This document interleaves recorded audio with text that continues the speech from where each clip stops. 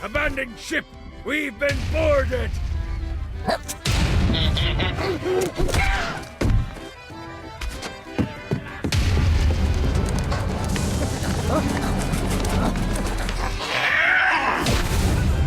Get these damn things off my ship! Come at me, motherfucker!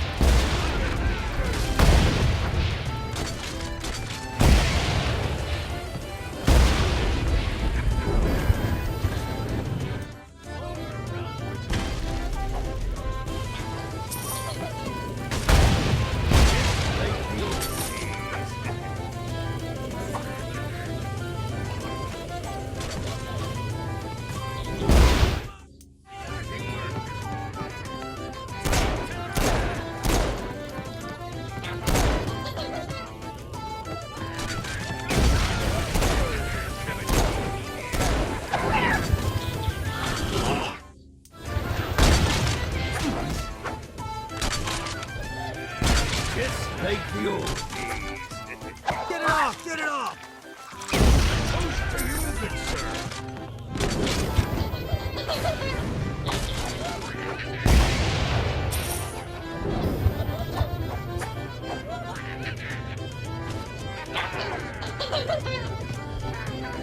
That all you got? I got a bit of treasure in that chest over there. The weapon you find inside may help with our little imp problem.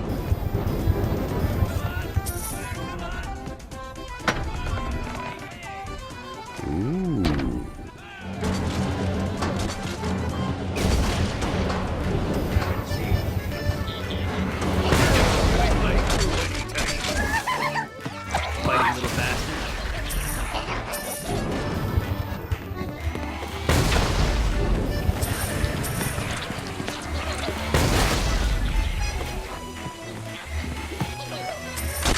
Toast to you, good sir.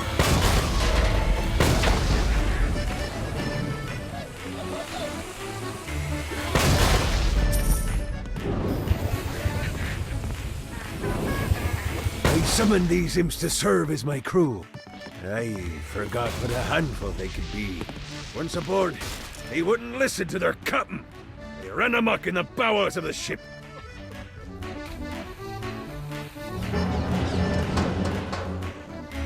You gotta try harder than that, Satan.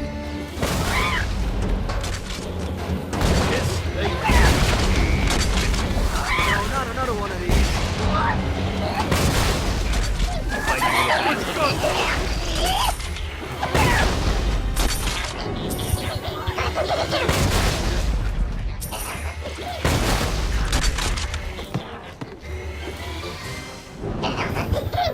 Fuck off me.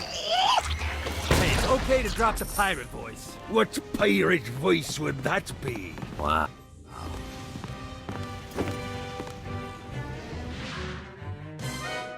Zinyak's destruction of Earth had a profound impact on the afterlife.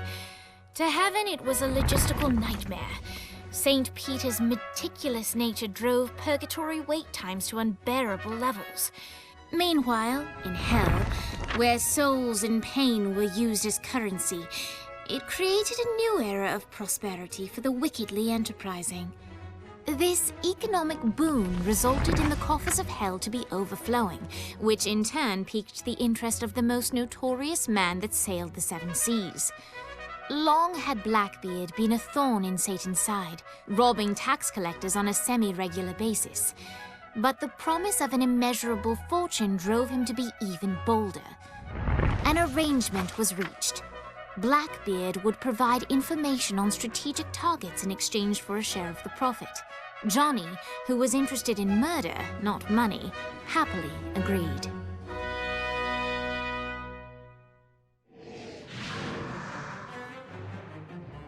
I grant ye the ability to summon my crew whenever they're needed.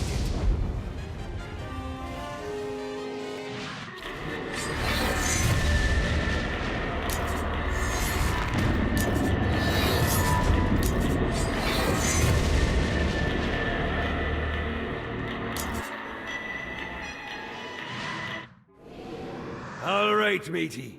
It's time for your lesson. Let's summon me favorite scurvy-riddled hellion. The imp. Why don't you start off by summoning an imp to take out those enemies?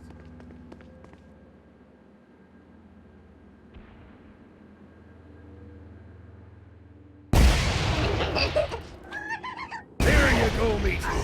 Now take down the other demon. Those nail biters are vicious.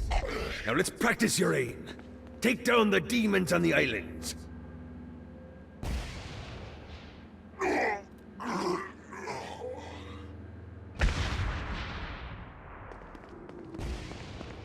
Few things are as rewarding as pressing someone into service, am I right? Now get going! There's a whole wide world waiting to be plundered.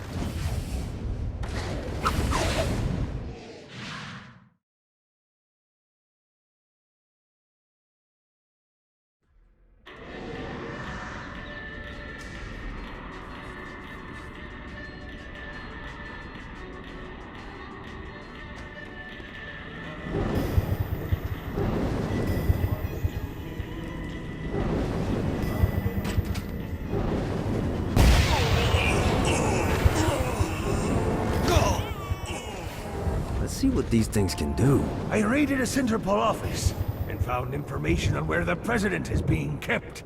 Evidently, they've been trapped in some sort of soul crystal inside Satan's palace. Breaking in is an impossibility. Your best bet to save them is to continue to try to draw Satan out of his palace.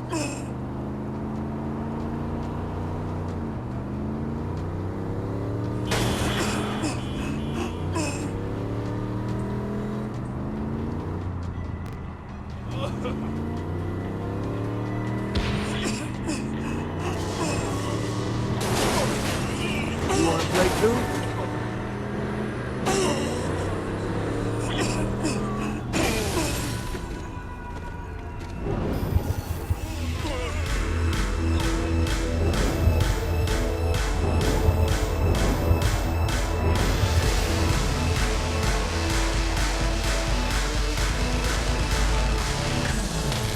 Lights up. William Shakespeare, humanity's greatest playwright, and hell's most diabolical purveyor of entertainment, looks on as a brave mortal on an Orphean quest enters.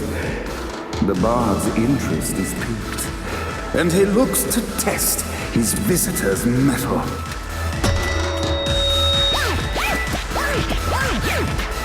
The masked tragedies were used to enemies cowering as they approached, but soon they realized that they faced a foe with courage and nobility, traits uncommon in the fires of perdition.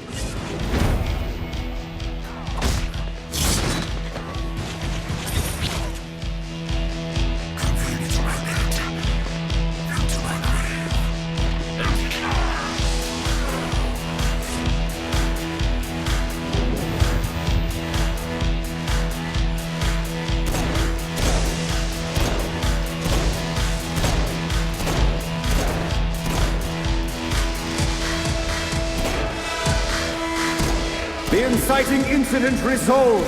The time had come for rising action.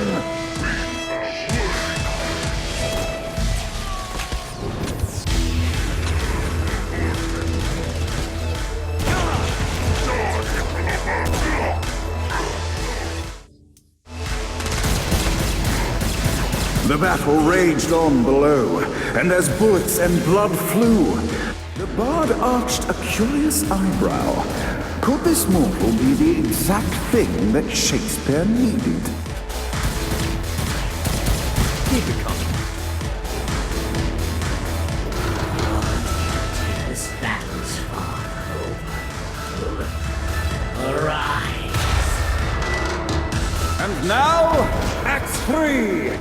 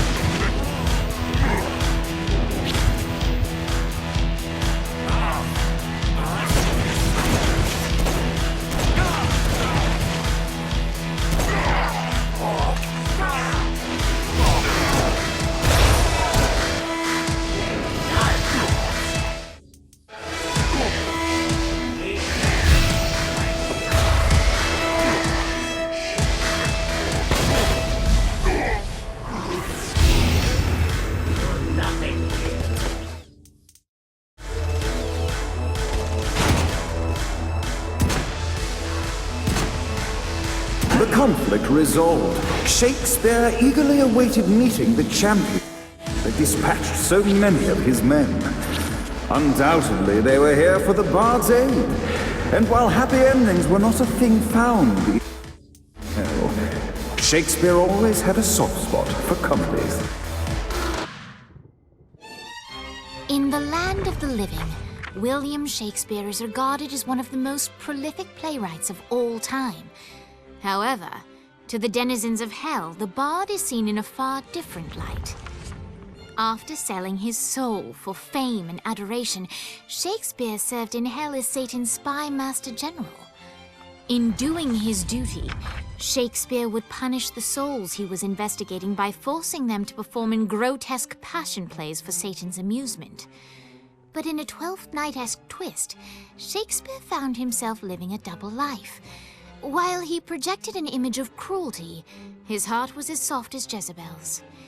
In secret, he would tutor her on the classics and act out the works of his mortal days. When Satan found out, he cast Shakespeare out of the palace, believing that the poet would be tormented by the populace of hell, far out of Jezebel's sight. But Satan had not counted on the bard's cunning. Embracing his persona of master torturer, Shakespeare and his followers, the tragedies, took root in the entertainment district, biding their time for revenge.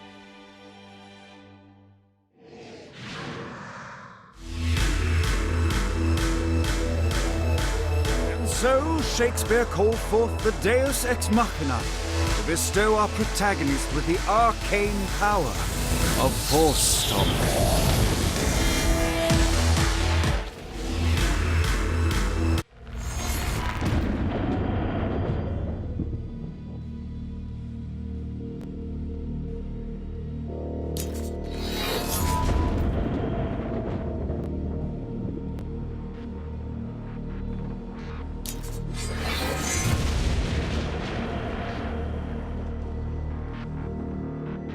Hope the boss is okay. Like Marlowe. Lights up! The mortal stands in the training grounds, eager to try out his new Force Stomp power on the group of demons in front of him. Face me! Scene 2, in which our protagonist kills more demons with Force Stomp. Act 2, in which our protagonist is greeted by foul imps.